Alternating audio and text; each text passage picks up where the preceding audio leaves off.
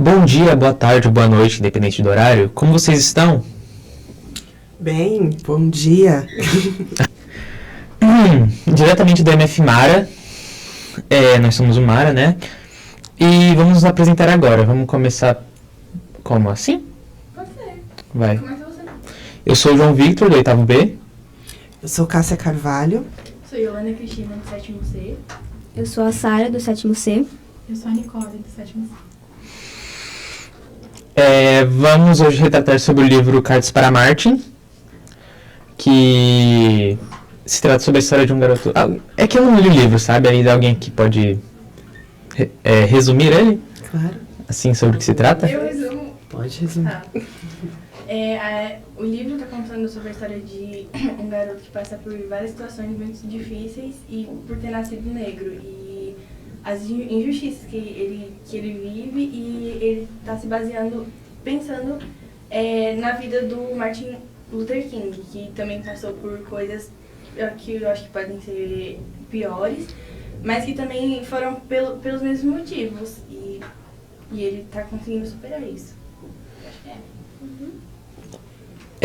A história em si sobre o nosso protagonista se passa antes ou depois da morte do Martin Luther King? Depois da morte do Martin Luther King, e ele usa o Martin como um diário, assim, tudo o que está acontecendo com ele, todos os dias que ele passa, toda dificuldade, ele escreve um pouco e se pergunta como o Martin agiria, o que ele iria fazer se estivesse no lugar dele.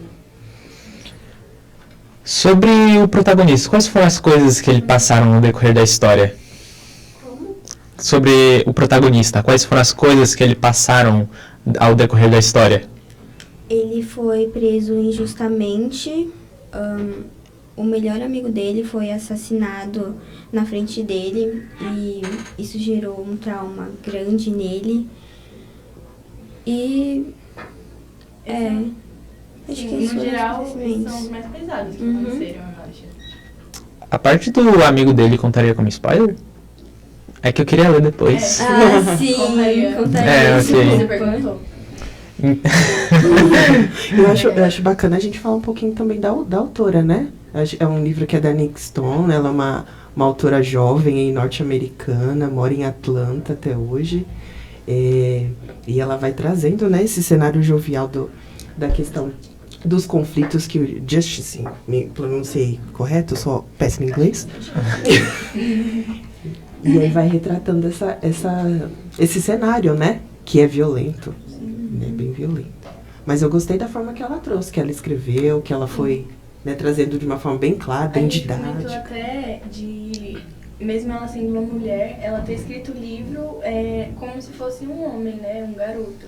E aí, eu quero saber o que você acha, tipo, sobre o porquê que ela fez isso, essa troca, assim. Que ela não trouxe no cenário feminino, né? Eu acredito que a questão, quando a gente fala um pouquinho das questões do racismo, trazendo, né, abertamente, para o homem eu acho um cenário um pouco mais violento. Não que para a mulher não seja, né? Eu acho que tem as especificidades. Mas eu acho que ela vai trazendo temáticas específicas. Então ela fala muito do abuso policial, né? Ela vai falando muito dessa questão jurídica. E se a gente olha aí para o cenário até penitenciário, a maior parte das pessoas que estão reclusas são homens negros, né? Então acho que ela quis retratar um pouquinho dessa circunstância, que eu acho que no Brasil, ela é norte-americana, mas no Brasil isso é extremamente gritante, né? A gente falou que, geralmente, essas injustiças, as que ele passaram, geralmente não acontece tanto com as mulheres, né? Mesmo ele sendo negro, ele é visto como ladrão, estuprador, e geralmente a mulher, diferente disso, ela é rebaixada, né? Daqui é frágil, de que não consegue fazer alguma coisa, e colocam limitações, e não tem as mesmas... não tem a mesma liberdade para fazer o que uma mulher branca poderia fazer. Sim. Não sei como vocês olham, mas, por exemplo, falando desse papel, né, de mulher negra, eu acredito que seja o oposto. Acho que a sociedade olha a mulher negra como uma mulher mais forte, que suporta mais as circunstâncias. Vamos pensar aí na maior parte dos relacionamentos, né? A mulher negra é a que menos casa. Agora tá o empoderamento, gente... Não é? E a gente fala aí das questões de reprodução familiar, né? Os filhos, a maior parte das mulheres abandonadas também são mulheres negras. Como que é olhado para a mulher negra, né? Será que ela tem esse suporte mesmo, esse papel de poder estar ali, né? Como a mulher branca seria diferente. Então tem preconceitos aí que a gente vai falar um pouquinho no decorrer do nosso diálogo, que é estrutural, né?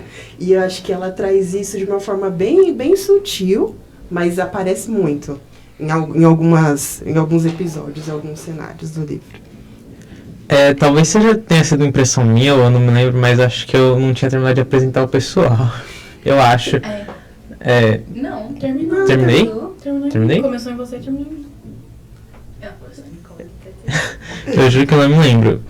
Mas assim, Yolanda, eu como alguém que não leu o livro, você leu o livro, Nicole? Não, também não li. Sara? Você leu?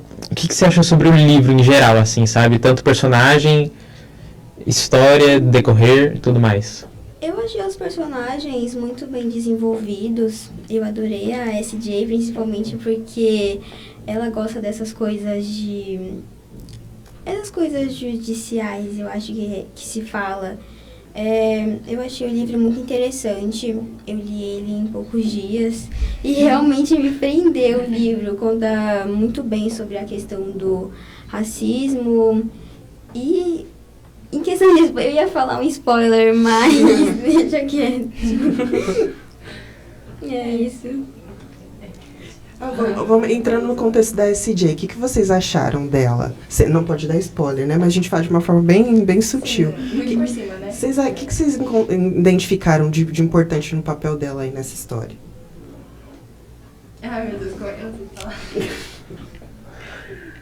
Eu achei interessante dela defender de quem viesse pela frente, mesmo ele sendo negro, ele ter os mesmos direitos e tudo que uma pessoa branca teria, que ela tá sempre defendendo esse direito, meu Deus, o Jus.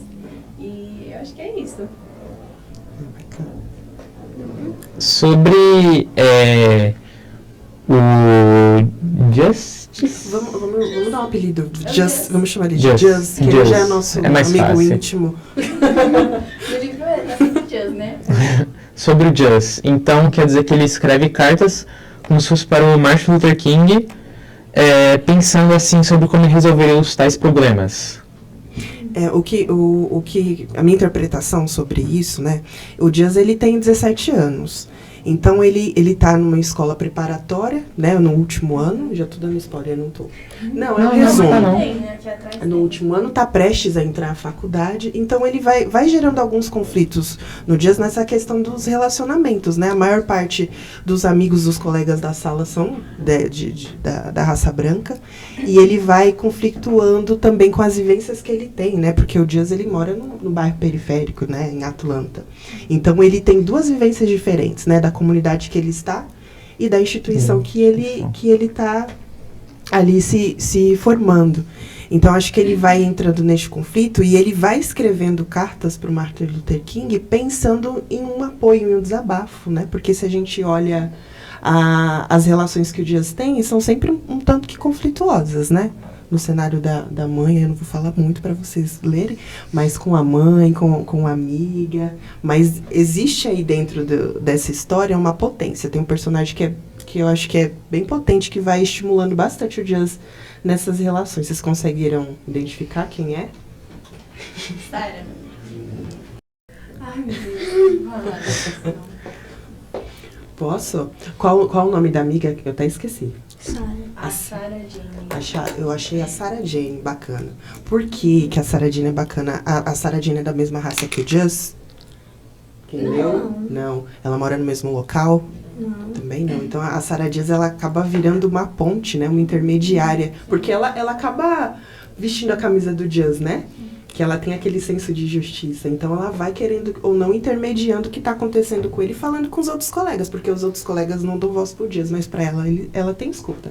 Sim. Né? Ela é como se ela fosse tipo a porta-voz, né? Porque ela é popular assim, e aí ela mostra o que essas pessoas que não têm tanta voz estão sentindo. E quem não tem muita atenção, né? Nos debates sempre dava pra ver que ela tomava frente, o que ele não conseguia falar, e ele meio que calma, não fala, deixa baixo, deixa quieto. E aí ela sempre falava, não, você tá passando por isso, vai deixar passar batido? E é isso. ela defendia muito ele sempre que podia. E tem diversas situações, né, que ocorreram no livro, que eu fui pensando também no que vai acontecer na nossa sociedade, no nosso dia a dia, né? Esse livro, acho que, se eu não me engano, foi escrito em 2018, né? Mas vamos pensar o que aconteceu com o George Floyd, né? Por não ser errado.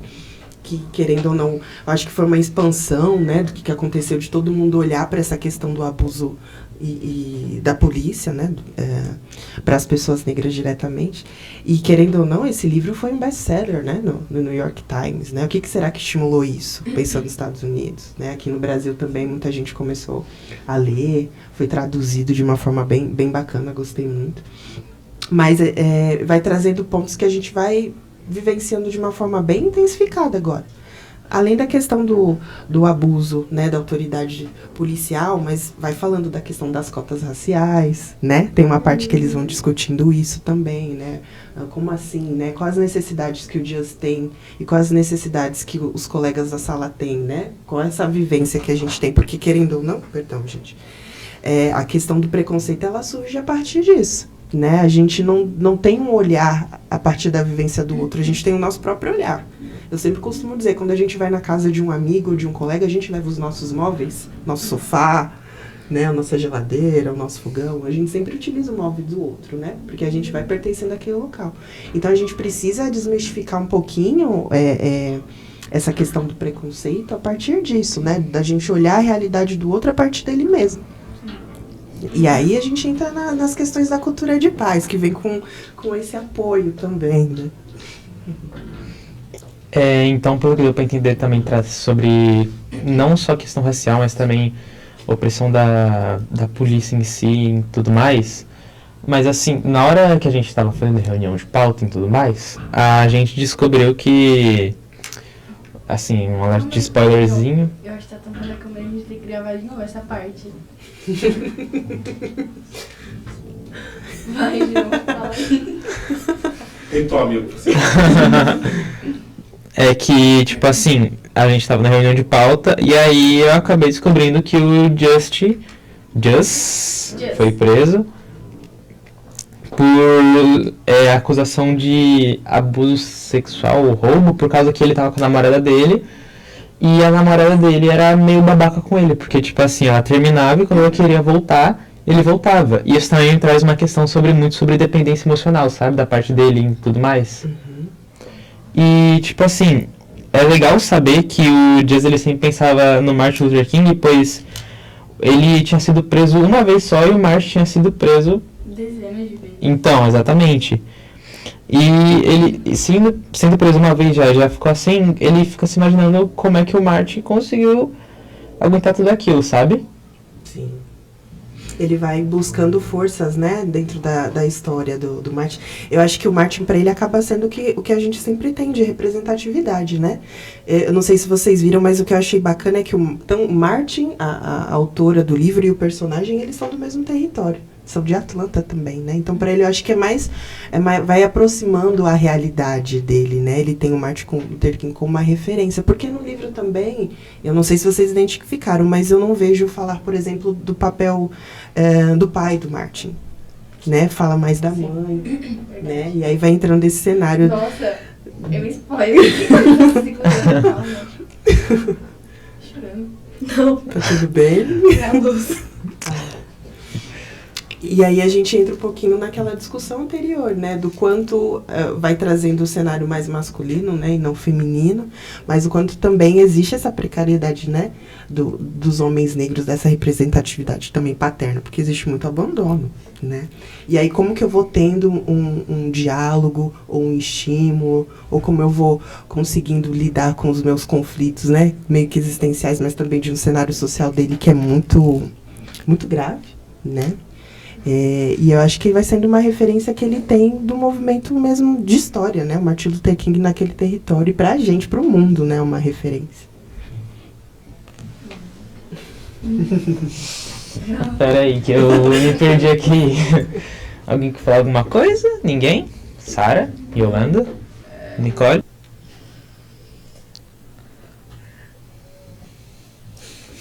Bom, gente, Cássia, conta um pouco pra gente o que você faz, com o que você trabalha.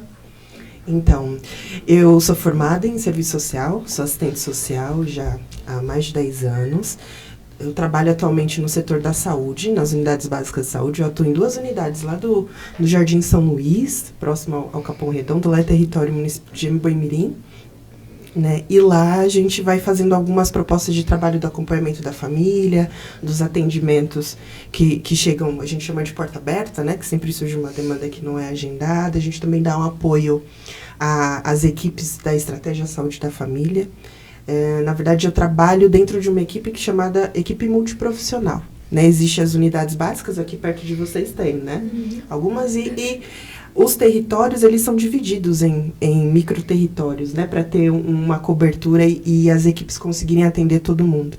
Então, onde eu trabalho, existem essas equipes, né, e aí a gente vai dando apoio a elas. Cada equipe é constituída de um médico, de enfermeiro, de agente de saúde. E aí a gente vai traçando aí tanto os atendimentos como uma proposta. A gente sempre faz um plano de atendimento, igual vocês aqui tem uma pauta, né? A gente tem um plano de atendimento do usuário e em equipe a gente vai conversando, identificando o que a gente pode fazer para poder intervir. Então, além de mim, tem outros profissionais. Tem nutricionista, educador físico, psicólogo. A gente nunca trabalha sozinho, a gente sempre trabalha em equipe. Mas é muito gostoso, eu gosto bastante. Falar um pouquinho também de onde eu moro, né? Eu trabalho no Jardim São Luís, mas eu sou moradora do Capão Redondo. Também fui criada e vivo na periferia de São Paulo. E é um bairro que tem bastante fomento, muita gente bacana, muito projeto bacana também, que acho que vale a pena conhecer depois. Se vocês quiserem um dia nos visitar, estão convidados. E aí até posso pegar o gancho do trabalho, que eu acho legal falar. Claro. A gente está falando um pouquinho do livro, né, que traz esse cenário aí um pouco conflituoso. O Just, né? O Just, ele vai trazendo muitos conflitos de vivências, né? Em diversos momentos da vida dele. Que no livro é um pouco estipulado pela... Um pouco não, né? Totalmente estipulado pelo gênero dele, né? E a cor da pele, né? E a gente fala que em alguns momentos a cor da pele acaba sendo um alvo, né? O Dias acaba sendo um alvo durante todo o percurso da vida dele, né? Isso não se acaba. Mas a gente vai traçando, o Dias também vai traçando uma proposta de como ele vai tentando suportar tudo isso, né? E em nenhum momento o Dias, ele tem uma agressividade como um recurso, né? Eu acho que depois... Sempre pacífico, né? E como que será que essa passividade, será que a gente consegue, de frente com todas as circunstâncias que a gente tem, com os conflitos que a gente vive, ter a mesma posição que ele teve na história? Eu não sei, gente. Sim, eu acho que seria meio difícil lidar, porque... Eu não sei formular a frase. Eu tinha tudo pronto na minha cabeça. Mas o que eu tô tentando trazer pra gente é que, às vezes, é aquilo, né? Toda ação tem uma reação, né? E às vezes, quando a gente lida com circunstâncias e situações agressivas, às vezes a gente tem a reação de agir da mesma forma, né? E no livro Dias, não. Ele é muito resiliente, eu diria a palavra, né? Em alguns momentos. Claro que tem momentos que não tem como, que só a flor da pele, todo mundo com o ser humano tem os limites, mas ele guarda, né? sempre pra si mesmo, né? E quando não, quando é pra ele soltar pra alguém, era pro amigo dele, melhor amigo, ou pra SJ, né? E toda a situação, cada passo que ele dava, ele passava por um obstáculo sempre racista, sempre alguém chegava e interferia, e ele sempre sendo calmo e tendo como suporte esse Jay e o melhor amigo dele, que ele acabou perdendo, infelizmente. É muito triste. É spoiler. Mas eu peguei esse exemplo pra gente conversar um pouquinho de que tipo de recurso a gente tem, né, enquanto ser humano, né? Eu acho que o livro vai trazendo muita coisa que a gente vive, né, enquanto sociedade, por mais que a gente não seja, alguns não sejam pessoas negras, mas a gente vivencia isso, né, o tempo todo, né? E o projeto que a gente tem dos Leitores da Paz, falando um pouquinho, ele vai traçando isso, né, a circunstância e os recursos que os jovens podem ter de resolver conflitos, mas que não seja de uma forma violenta, né? E aí, como que surgiu isso, na verdade? Vou trazer de uma forma muito simples, até pra gente ir pensando, né? Mas todo mundo aqui já ouviu falar da ONU, né? Que é a Organização das Nações Unidas. Então, Em 2015, eu acho bem interessante compartilhar com vocês, a ONU ela reuniu diversos líderes aí de diversos países em um encontro, pensando em traçar metas de desenvolvimento sustentável também, né? Pensando aí na questão socioambiental que a gente vive hoje. Mas, Cássio, o que isso tem a ver com a violência? O que isso tem a ver com o conflito, né? Se a gente olha para o mundo hoje, a gente está dentro de uma rede que acaba sendo um movimento dominó, né? Quando a gente leva uma coisa que acaba gerando outras circunstâncias. O que a gente tem de mais rico hoje no planeta, para vocês? Pensando no meio ambiente. Que a gente tem mais de... Rico no planeta. O que a gente não vive sem? Água. Exatamente. Agora vamos imaginar aí um mundo sem água. Ou que só tem água poluída. Como vai ser? Uma catástrofe. A gente teria muitos problemas de saúde também. Muitas pessoas acabariam morrendo, né? Porque a gente precisa muito da água pra viver. Exatamente. Agora, né? Agora, como a gente não tem costume, sempre bebe e tal. Aí, de cara, nossa, já pensou, tipo, você pegar e, nossa, água aqui, e não ser água limpinha, que a gente tá acostumado. Nossa, que agonia. Tudo à nossa volta precisa de água. A gente pensar no desenvolvimento do livro, do vidro, da mesa, as roupas que a gente veste, tudo tem água, tudo envolve água. E isso é porque eu peguei só um elemento, né, da natureza. A gente depende Agora, de tudo se for usar todos... Exatamente. E aí, quando a gente olha pro mundo, o que está acontecendo, né? Não está dando tanta importância para o meio ambiente como deveria dar. Tá desvalorizando. Desvalorizando, totalmente, né? Isso cateando tudo, né? Desmatando, né? E o Brasil é um polo, um dos mais ricos do mundo, né? Ou era, né? Porque agora começou como você disse, os desmatamentos e tudo mais... Começou a piorar a situação do país, não só do país, né? No mundo inteiro, assim.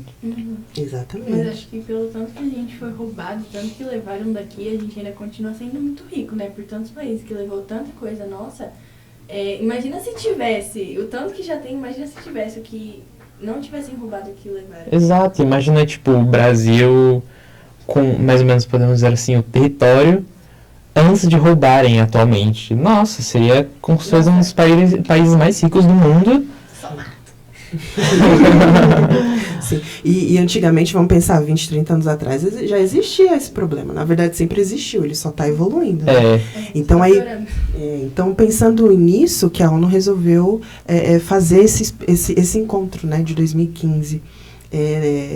Pensando e visando que todos os países tivessem uma elaboração e uma proposta de minimizar todo esse impacto, né? Então, de olhar para essa questão socioambiental e de manter ela. Porque, como eu falei, uma coisa leva a outra. Se a gente não tem água, a gente não tem saúde, a gente não consegue estudar.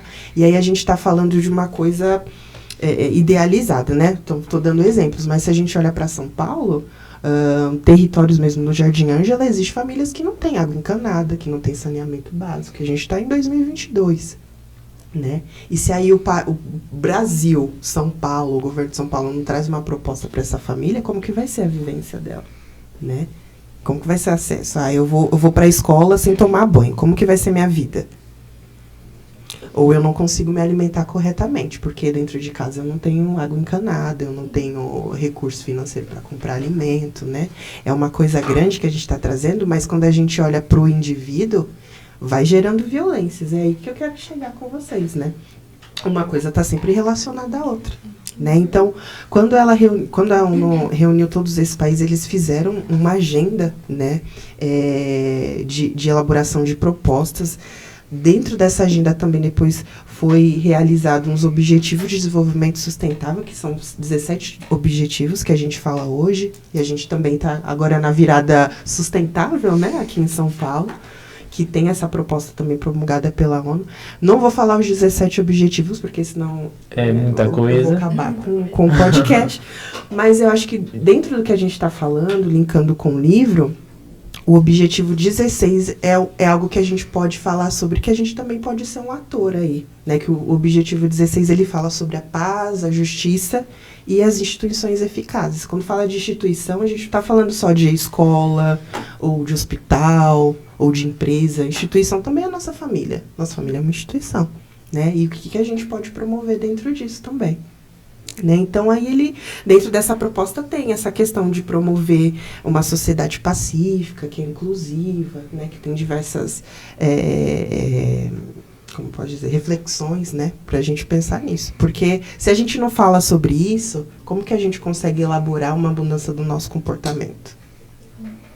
Pegar a raiz, sempre começa com essas partes, esses detalhes, né? A gente vai pegando bem no início e aí mudando o que a gente pode.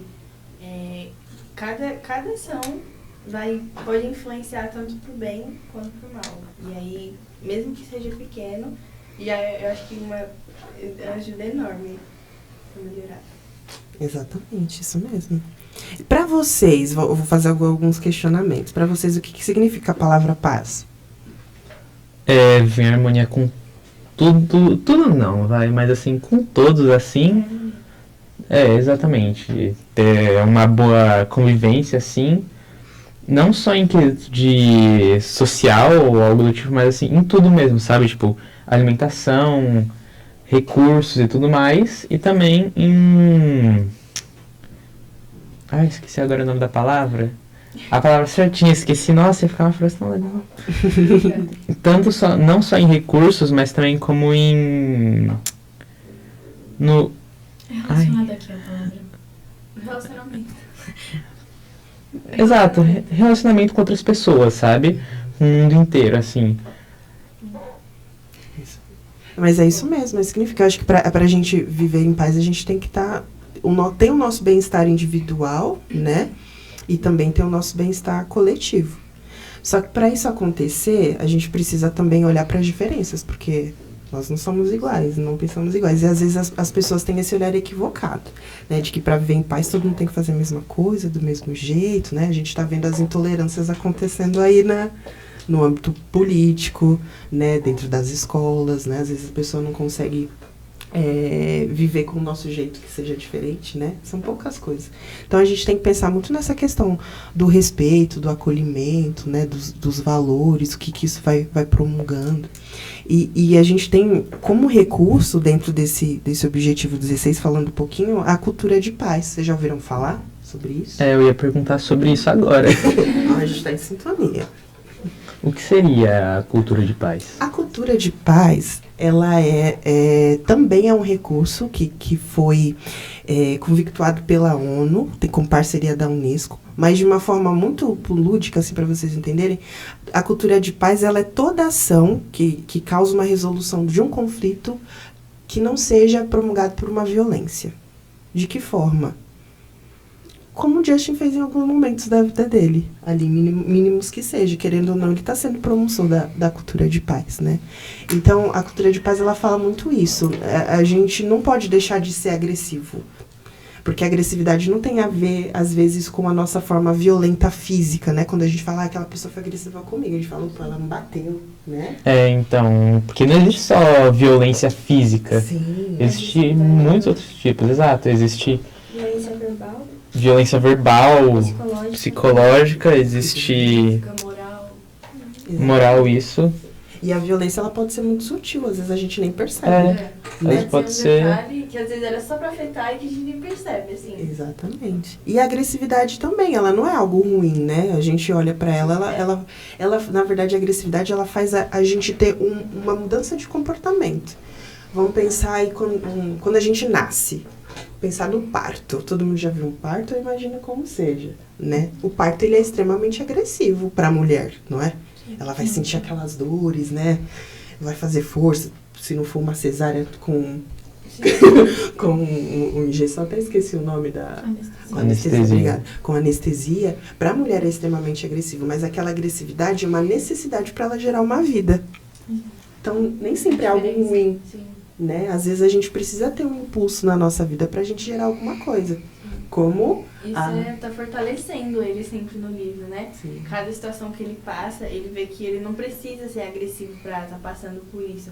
Ele não precisa estar lá fazendo o que fazem com ele pra estar devolvendo isso, né? Na verdade, ele meio que tem a SJ, que que tá mostrando que ninguém precisa ser assim, e que ele já é mais passivo, ela já é mais agressiva, mas é do jeito dela, de mostrar para os outros que não precisa ser do jeito que eles estão fazendo, do jeito que eles acham, e tudo que ele vai passando vai fortalecendo ele, e toda a situação, mesmo por mais difícil que seja, ele consegue superar do jeito dele, junto com os amigos dele, pensando do jeito dele, sendo calmo, ou às vezes o que eu acho que é pior é guardando pra si mesmo.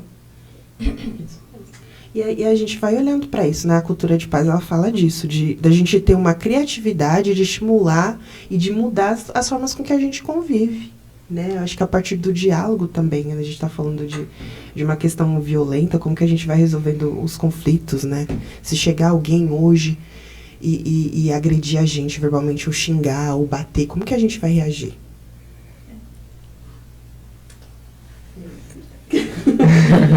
Depende da pessoa. Depende da pessoa. Se for mais CJ, é diferente. Quer falar? Não? É uma forma da gente... Esqueci a palavra, mas pra trazer mais paz pra gente seria refletir sobre os nossos sentimentos. Tipo, por que eu tô sentindo raiva dessa pessoa e se realmente é necessário? Perfeito, Sara. Sara fez um golaço agora, é isso mesmo. Foi perfeito. É isso mesmo, a gente tem que olhar pra gente como individual, né? Porque aquilo, a gente só oferta aquilo que a gente tem, né? Uhum. E aí, dentro dessas situações, dessas circunstâncias, como que eu vou lidando? O que atinge a gente? Igual falar, nossa, Cássia, mas o seu cabelo, ele é alto, ele é crespo. Né? Às vezes, se eu não tenho o pertencimento de como é o meu cabelo, né? Se ele é bonito ou não, dependendo do que a pessoa vai falar, pra mim pode ser uma ofensa. Mas não, hoje em dia não, vou falar, ele é alto e ele é crespo, eu sei que ele é assim, eu sou ele dessa forma. Ele é bonito. Eu tô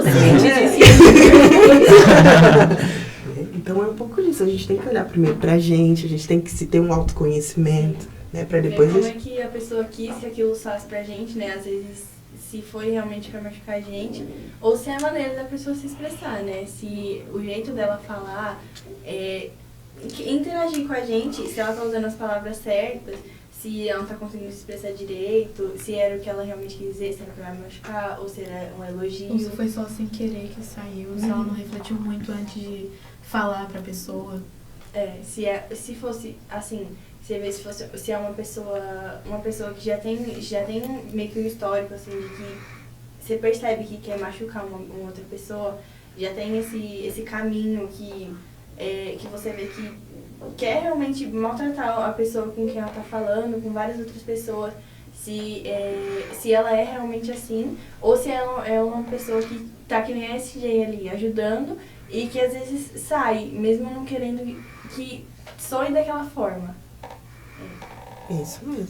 Porque o meio em que a gente vive, ele estimula o nosso comportamento. Vou dar um exemplo. O metrô.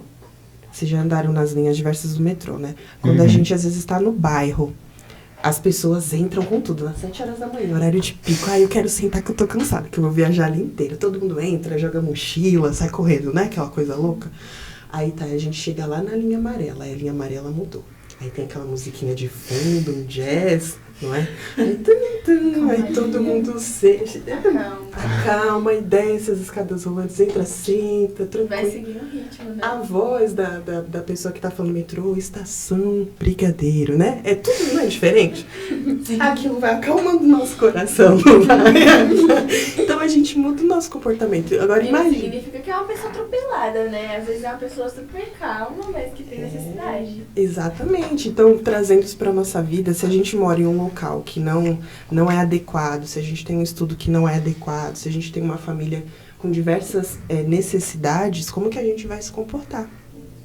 Né? Então, por isso que a ONU, dentro dessa proposta dos objetivos, né, pensando aí numa necessidade que é global, olha para isso. A violência, ela está muito interligada com as nossas necessidades. Se a gente não tiver um bem-estar, uma vida, né, minimamente digna, nossa, travei. Digna. Obrigada.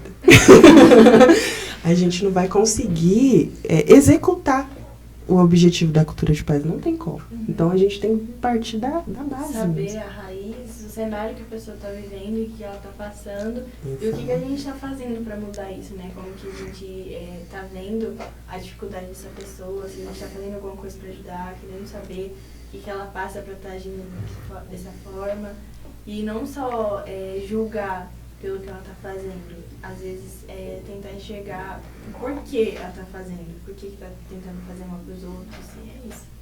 Exatamente. Uma coisa que eu aprendi nos estudos sobre violência é que toda violência ela nasce de uma necessidade. Sempre. Então a gente tem que olhar para aquilo, qual é a causa, né? Pra gente não é feito. Porque hoje em dia, quando a gente olha, principalmente pela juventude, aconteceu com o Just, mas acontece todos os dias, né? Vamos pensar que a cada hora 3 pessoas negras são presas, né? Injustamente. Né, o que isso está causando, né? A gente está falando de uma história lá de trás, que a gente vai ter que falar da escravidão. Começa hoje, né? Não, a gente está falando da escravidão, das leis que tinham, né, contra as manifestações culturais, a religião, tem a lei da margiagem, né? E tudo isso respingando o que a gente tem hoje. Então é aquilo, a gente só sabe para onde a gente vai, quando a gente vai, a gente vem. Né? A gente precisa ter acesso a tudo isso, e é só através da educação. Né? Então vocês hoje para mim são um exemplo aqui, um pontinho, um pinguinho de luz na constelação das estrelas pra gente ir quebrando tudo isso mesmo, né? A gente precisa refletir de uma forma diferente. Toda ação tem uma reação, assim como também muda o pensamento da pessoa, sabe? E eu acho que tem uma das coisas que mais, podemos dizer assim, importante é o crescimento de uma pessoa que mora em um bairro, assim, na periferia de São Paulo. Não só de São Paulo, assim, mas no mundo inteiro, sabe? Qualquer lugar. Uma pessoa que mora na periferia comparada a uma pessoa que nasceu, assim, em um lugar, podemos dizer assim, um bom lugar, assim, sabe? Que é da ex-namorada dele, né? Exato. Quando ela vai ajudar ele lá, o povo vê que, tá roubando, tá assaltando, tá sequestrando, tá estuprando, enfim. Então. Por ela ter nascido em um lugar bom, ter criado em um lugar bom, bem localizado, ser uma pessoa com estudo bom, ela ser branca, nossa, pelo jeito ela era muito bonita, né? Tem uma frase aqui que nossa produtora, professora, separou pra gente ler, que fala assim, não podemos controlar como as outras pessoas pensam e agem, mas temos o controle total sobre nós mesmos. No fim das contas, a única questão que importa é, se nada no mundo mudar, que tipo de pessoa você prefere ser? E aí, gente? Acho que isso me traz uma frase assim... Não, pera, será que essa frase é uma frase ideal? Pera, relê a frase, porque eu lembrei de uma daí. Não podemos controlar como as outras pessoas pensam e agem, mas temos controle total sobre nós. No fim das contas, a única questão que importa é, se nada no mundo mudar, que tipo de pessoa você prefere ser? Eu acho que nem sempre é sobre você poder controlar as outras pessoas, mas sim influenciá-las e não pensarem da mesma forma que você, mas assim, compartilharem, né? O que você tá fazendo pra mudar? Influenciar elas e fazer elas pensarem como você, de uma forma boa, claro. Sim. Você acaba virando uma influência, né? Dependendo de como você age, quer dizer, dependendo do lugar que você tá. Tudo ao seu redor é influência pra você. Você começa a mudar o seu jeito e se adaptar pra ser igual às pessoas que vivem com você, as pessoas que interagem com você. E sendo boas ou ruins, você vai acabar sendo pelo menos parecida com elas. Por causa da influência que elas trazem. E aí é importante a gente refletir o que a gente está fazendo para mudar os atos das outras pessoas. Não mudar quem elas são, mas mudar pequenos detalhes que podem ser mudados, coisas que não estão sendo legais nela, e o que você está fazendo para isso acontecer. Eu tenho um questionamento, né? Na verdade, quando a gente vai lendo isso, a gente vai traçando um pouco o que a gente tem de potência também, né? E o que a gente enxerga no outro. Ninguém é totalmente mal ou nem totalmente bom, né? A gente é feito sempre de processos, né? E pra vocês hoje, quais são as inspirações que vocês têm? Em geral? Em geral. Em geral mesmo? Uhum.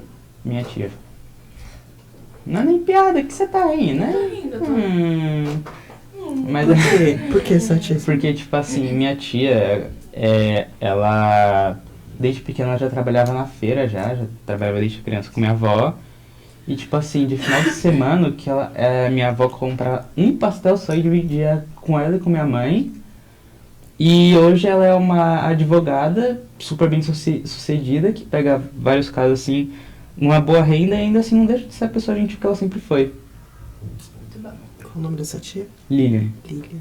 Legal. Ai, meu Deus. Fala aí, pai. Ai, Uma inspiração que eu me lembro. minha inspiração são meus pais, né? Minha avó, as pessoas que convivem comigo, assim, que eu vejo pelo que eles passam, ou as situações que eles passam, trazem pra mim um pedaço disso também, né? Então, o jeito que eles reagem com tudo que acontece me afeta, assim, e talvez me deixe mais forte, me ensine realmente, porque eles estão sempre comigo e é com eles que eu aprendo, então eles são minha maior influência.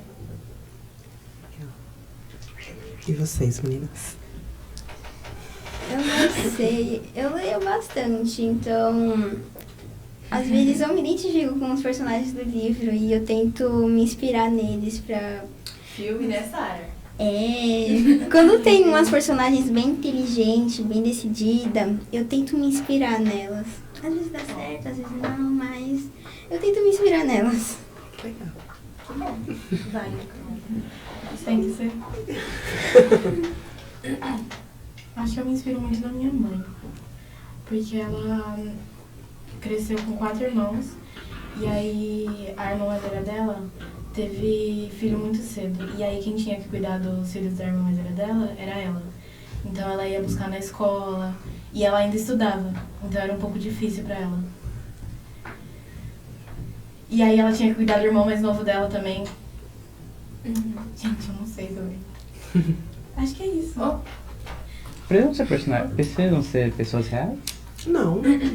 Eu acho que as referências e aspirações que a gente tem é aquilo que causa na gente um estímulo, sabe? Que seja aquela potência, aquela vontade de fazer alguma coisa. Não precisa ser alguém que tá próximo, né? Ser igual, ser diferente, fazer o contrário, ou fazer igual, que nem a Sarah. Às vezes dá certo, às vezes não, mas você tenta. E é importante isso, e a experiência que você leva disso é o que mais te afeta. E aí a gente tá pensando um pouquinho também, né, do que acontece com o Nick, a gente pensar nas nossas redes de apoio, né? Porque ele vai trazendo no finalzinho do livro ali, ele vai falando um pouquinho da... Não posso dar spoiler, tem que me conter. Mas, enfim, de uma forma geral, o que a gente tem de potência? Quando eu perguntei pra vocês das questões das referências, né? É da gente identificar, às vezes, o super-herói que às vezes estão apagados, estão sem capa, a gente não consegue ver, Os né? invisíveis, né? Os invisíveis. Que estão por trás. E às vezes esses super-heróis somos nós mesmos, né? Quando a gente olha pro espelho, o que a gente vê? Quais que são as nossas potências, né?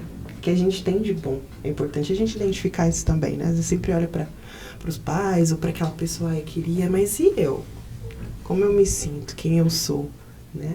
Acho que isso daí me traz um raciocínio muito grande sobre um personagem que se chama Thorfinn, de Vinland Saga, que no início do anime ele era apenas uma criança revoltada, cresceu revoltadaço, sempre bravo, assim, porque ele foi criado em campo de guerra, sabe? Ele perdeu o próprio pai na frente dos olhos dele, de forma injusta, e quando ele cresceu, ele foi começando a refletir sobre a vida dele e tudo mais. Ele, tipo assim, você vê o nível, ele era, tipo, ele derrotou um general lá de exército, que ele era muito bravo, sabe? Ele era muito forte e tudo mais. Ele é praticamente considerado um dos mais fortes da saga inteira. E pra no final na continuação do mangá, ele consegue aguentar as porradas dele assim como se não fosse nada. E também, comparado à saúde mental do personagem com a dele do passado adolescente, mudou muito, porque, tipo, antes ele só pensava vingança, vingança, vingança, porque, tipo assim, ele foi meio que forçado a trabalhar pro cara que matou o próprio pai, não, pro cara que matou o pai dele, porque ele queria vingança. Então, se ele não ficasse perto dele, ele não ia conseguir matar. E ele também não queria matar de forma injusta, sabe? Se Tipo... infiltrou, né? Hã? Ele meio que se infiltrou, né? Não, ele tava realmente trabalhando mesmo. E, assim, toda hora que ele pedia pra fazer alguma coisa, ele sempre pedia algo em troca. E sempre era uma luta com aquela mesma pessoa. Ele sempre perdia, obviamente, porque o cara já era muito avançado em combate. Também tem uma outra coisinha aí por trás, não vou dar spoiler, não. Mas, além disso, o amadurecimento dele ao longo da obra é muito grande, porque ele passa de uma criança que era super sem temperamento, não gostava de ninguém, sabe? Era aquela... Exato, clássica pessoa que... Tipo assim, ele tinha um estresse pós-traumático, assim, e aí ele não gostava muito de socializar com o pessoal, e aí quando ele vai crescendo, ele vai percebendo que a vingança não era... É tipo aquela frase lá do Chaves, vingança nunca é pena, matava meio veneno. Acho que era do Chaves? Era do Chaves? Acho que sim. Então, era exatamente esse tipo de frase que ele tava começando a pensar, sabe? E ele começou a ver a própria vida, ele saiu de um baita guerreiro muito forte pra virar um camponês. Um fazendeiro. Não é nem A piada. história foi de 0 a 100 assim. Exato! Isso aqui e virou camponês. E ele foi de um guerreiro pra um camponês. Virou de um guerreiro pra um fazendeiro. E o arco da fazenda é o melhor. Bem. Exato. Não, assim, não posso falar. Tá, eu vou procurar, depois me passa. Vinland Saga. A arte é linda. Quer dizer, a arte, assim, em geral, é muito bonita. Entendemos. Compreensível. Deu pra entender. E você falou que o cara tinha matado o pai dele e tal. É o quê? Que o carinha que tipo, ele começou a trabalhar pra ele matou o pai dele. Então, que o carinha que matou o pai dele se chamava Askeladd. E o pai do Thorfinn se chamava Thors. E aí o Thorfinn queria vingança contra o Askeladd porque ele matou o pai dele. Só que aí acontece lá umas paradas, pipipipopó, e o Askeladd acaba... Em algum momento, quando você Tá ligado? contava, eu lembrei de que o Martin, ele também perde o amigo dele, né? Ele tem uma parte que eles estão no carro. Eu dou spoiler, sim, sinto muito. E aí tem um carinha que Obrigada, que vem e tipo, mata ele quase. Que legal. Não, isso é totalmente explícito, porque eu tô falando da morte dele, então. E aí a gente pensa que é assim, né? A gente é dono das nossas escolhas, das nossas próprias escolhas, só que prisioneiro das nossas consequências. E quando esse cara é preso, esse cara que matou ele morre lá mesmo. Então é muito, tipo, certinho, sabe? Não sei como explicar isso. Certinho. Não sei. Meu Deus. São os processos da vida, a gente não vai ter controle, né? Sobre tudo. Se a gente olha, eu sempre gosto de dar esse exemplo. Tem situações, circunstâncias que a gente vivencia que às vezes faz parte de um processo de amadurecimento aí. Vamos olhar quando a gente nasce, e o processo de alimentação, né? Quando a gente nasce, a gente tá lá no peito da nossa mãe, sempre amamentando o líquido, né? E aí, só que em algum momento, a nossa mãe vai tirar a gente do peito e vai começar a dar papinha, né? E aí, como ela começa a dar papinha, a gente cospe, né? Ai, que ruim, né? Aí chora, né? Eu quero o peito da minha mãe, quero ficar lá no conforto, né? Mas essa mudança traz pra gente, às vezes, um sofrimento que é necessário, né? Eu preciso comer a papinha pra poder mastigar, depois eu vou comer uma coisa mais consistente, né? Vai nascer os dentes. Então, tudo na nossa vida a gente vai conseguir dar uma resposta para tudo, mas a gente pode escolher de que forma agir, né? Vai um pouquinho com a frase que a Yolanda leu pra gente no começo, né? Que tipo de ser humano a gente quer ser, né? O que eu vou deixar de legado? Porque nós somos pessoas individuais, cada um tem seu processo. As nossas digitais são milhões de pessoas no mundo e ninguém tem a mesma digital, a gente é um ser único, mas a gente é eterno na vida de alguém, que seja na memória, né? Quantas pessoas e personagens a gente tem aí mundial que já morreram há muito tempo, Martin mesmo. Sim. E a gente tem ele como exemplo, né? Não só em vida a gente pode trazer um exemplo, mas para a eternidade, da forma com cada um se identificou, né? É legal a gente falar disso, né? De que agora a gente tá tendo bastante espaço pra gente estar falando sobre o racismo, essas coisas. Mas antes não era assim, né? A gente vinha aqui fazer um podcast sobre isso. Antes eles tinham que literalmente lutar pra conseguir falar, ter a voz. E hoje a gente vem, tipo, com toda a liberdade, e vem e fala, expõe as nossas opiniões e fala o que a gente acha sobre, assim, o que a gente acha certo, o que a gente não acha, o que tem que mudar. E pra quem quiser ver isso, pra quem quiser ouvir o que a gente tá pensando sobre isso, eu acho que é bem importante falar sobre isso. Uma coisa legal que eu achei também foi quando o Juz, ele falou assim que esse tempo todo ele tava se fazendo a pergunta errada. Por isso que as coisas que ele fazia não estavam surtindo um efeito. Porque ele se perguntava como que o Martin agiria. E eu acho que a pergunta real seria como o Martin seria. E isso entra naquela questão de o que a gente seria, as nossas inspirações. E talvez se o Juz fosse ele mesmo, quando ele estava passando por todos aqueles problemas, talvez isso teria uma reação diferente. Uma reação diferente, uma reação melhor. Talvez, eu não sei. É isso que eu acho. Vocês acham que podemos acabar o podcast agora? Sim. Ok, então pode finalizar a gravação aí. E muito obrigado por Pessoal. todos, pela participação de todos. Obrigado. Agradeço pela sua participação. Obrigada. Carregou demais o podcast, falou muito, eu amei. Agradecemos também ao pessoal da produção e todo mundo assim aqui mesmo que participou, foi realmente muito bom. Eu também